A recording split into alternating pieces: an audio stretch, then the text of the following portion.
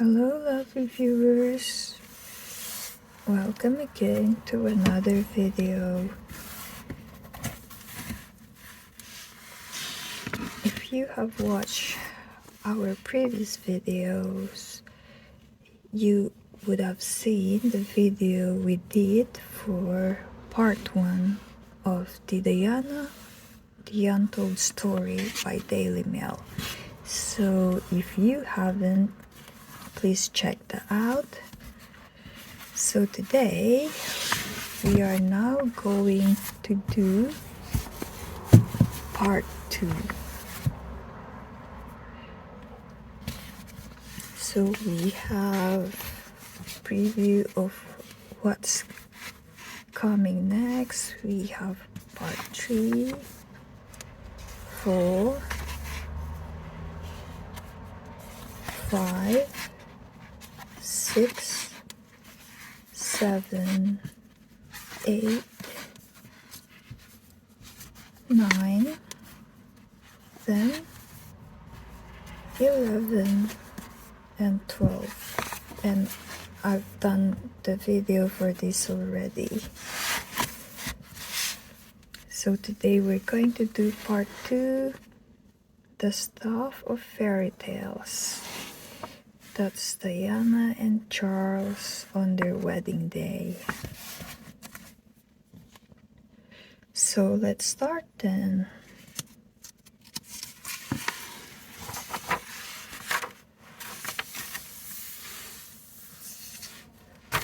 That's Diana and Charles. Diana wearing a royal blue jacket and skirt with a lovely blouse with a bow tie.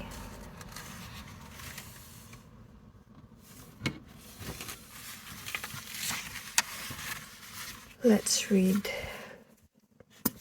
this part. As the Daily Mail's royal correspondent, I was privileged to know Princess Diana for 12 years. Indeed, I hope it won't be seen as presumptuous to say that we became friends, but a part of Diana's circle was to discover a very different woman from the bitter bulimic portrayed by biographer Andrew Morton. That is why the time has come to put the record straight and correct many of the false and destructive impressions still in circulation several months after her death.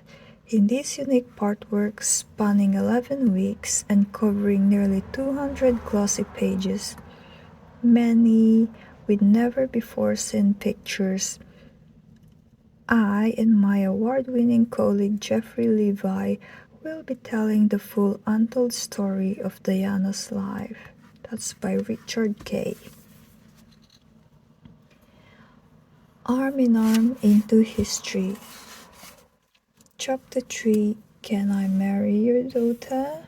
Says, caption reads, the prince introduces his fiancée to the world with the official engagement picture taken on February 24, 1981.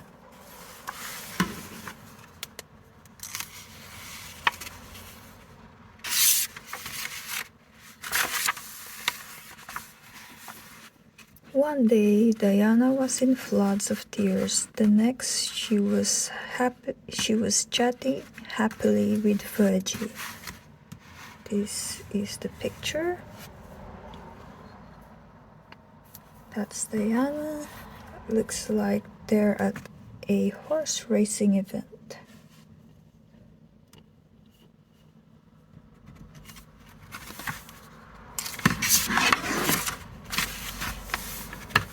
Chapter 4, The Lady in the Grey Pillbox Hat. Diana's abiding memory of her wedding day was not the pomp and ceremony nor the cheering crowds, but Camilla's face. Oh dear. As Diana walked down the aisle on her father's arm, right? There you are. She spotted Camilla's face in the congregation, circled. So that's Camilla there.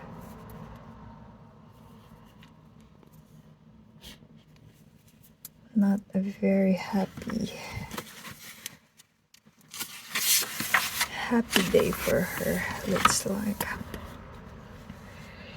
A father's duty left after the painful walk down St. Paul's 625 feet aisle, Earl Spencer proudly hands over his daughter to the care of Prince Charles. Very lovely. Greeting the crowds, right? The Prince and the new Princess of Wales on their way from St. Paul's to Buckingham Palace. Diana would later describe the day as just wonderful. And perfect end to a perfect day below that famous kiss on the Buckingham Palace balcony.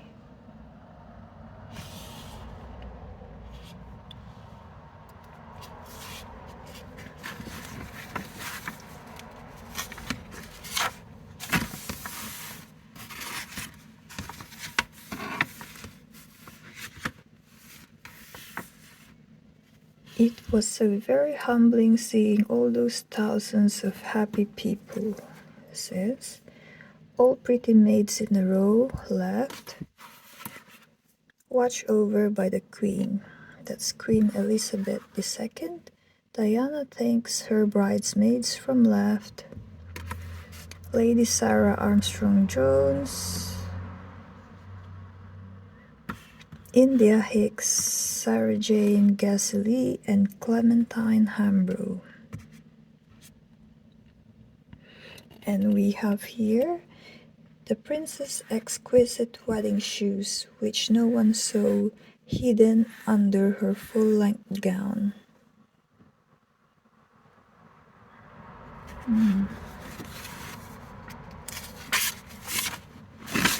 And we have snapshots, the laughing princess. Each week in this unique artwork, we are printing a montage of pictures summing up one aspect of Diana's appeal. Today, we look at the infectious laughter that showed her joy for life. So admire each picture. She looks a bit Muslim here. She looks happy.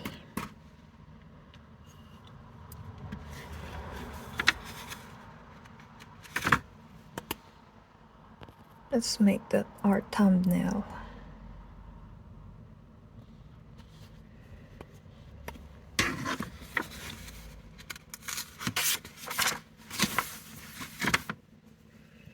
Destined always to be different. Chapter 5. A very wishy-washy and painful experience. So Johnny and Frances Spencer at Diana's christening left in 1961. This favorite family picture, right, was taken by Earl Spencer. After their parents divorced, Diana and her younger brother Charles turned increasingly to each other for support. Okay, so her brother's name is Charles. I said in the previous video her brother's name was Earl, so that's her father. So these are childhood photographs.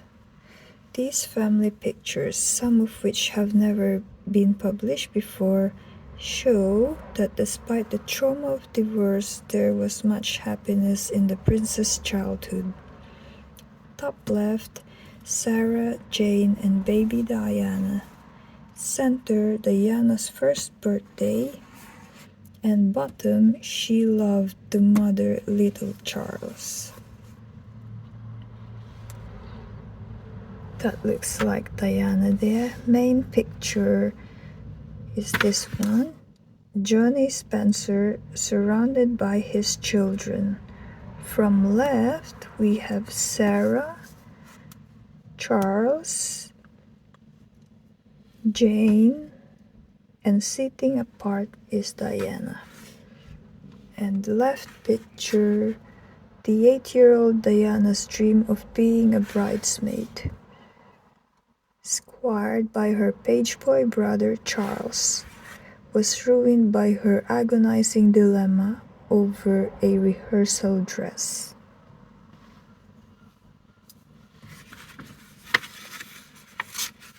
Even her sister looked pretty.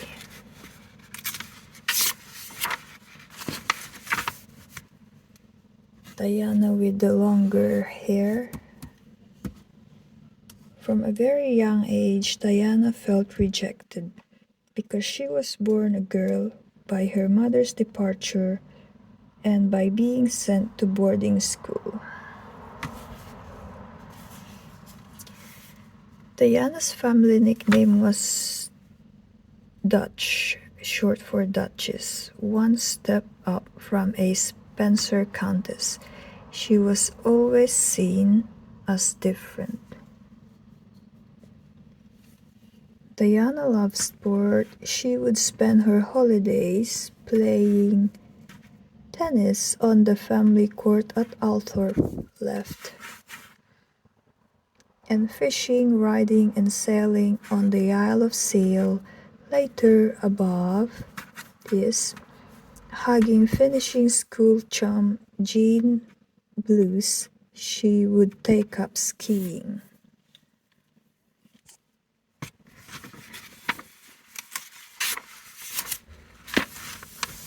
So another photo of a younger Diana. When I was 13, I told father, I know that I'm going to marry someone in the public eye. I was thinking more of an ambassador, not the top one, the Prince of Wales. Growing up fast, Diana swam as often as she could in the family swimming pool at Althorpe. Top right, the Spencer children soon had their own cars there. Right after leaving school, Diana spent a term improving her skiing at a Swiss finishing school. Here. And far right, Diana with her mother, Frances Shand Kidd. That's her mom.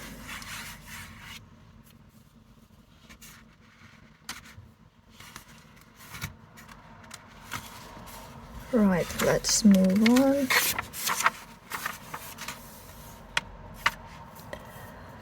Laughing at silly things and dreaming of love, Diana had become the girl the prince was ready to court, to the point where he wanted to marry her. So far right, dressed in all her finery, the 18-year-old Diana leaves through a magazine before a grand ball at Althorpe. She's 18 in this picture.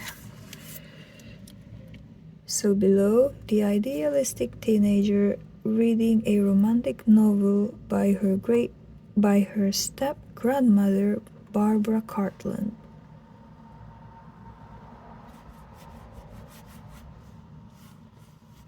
So next week, how the honeymoon turned into a nightmare. So we're done with part 2, which was this one. So part 3, we shall do this. The honeymoon's over. An undemonstrative, jealous husband, but adoring crowds as die mania sweeps the world. So watch out for our part 3 in the series, which would be this one. I hope you all did enjoy that, and if you did, please leave us a thumbs up or a comment, and don't forget to subscribe. I will leave you all there for now, and thanks for tuning in. Until next time, bye.